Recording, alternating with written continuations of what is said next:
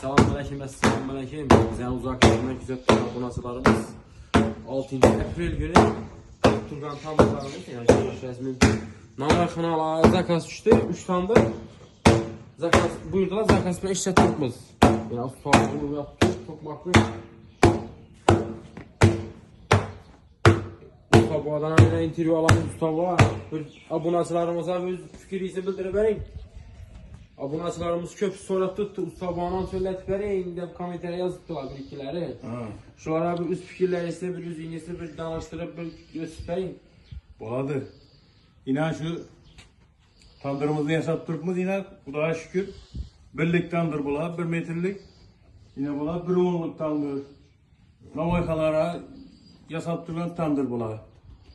Ama kime gerek olsa ayta verese zakasını yatıp yasap verirlerdi. Ama korkmayın alıverenler kolumuzdan gelince hizmet kılıveremiz. 30 yıldan bana hizmet etki yatırmız. Allah'a şükür elir. Tandırın bunun oldu da bir hiç kim bir müracaat kılan yok. Allah'a şükür şundan nayi böltmez. Tamam. Hem de ise tandırlara ya bir yıl içinde nan merkezden kesek ile olmasa 5 platini almaşlar veremiz. Benim olarak korkmayın müracaat kılaverasında pesten emirle kaldıramız. Yine üzerimizde atıyız öyle içtiğimiz.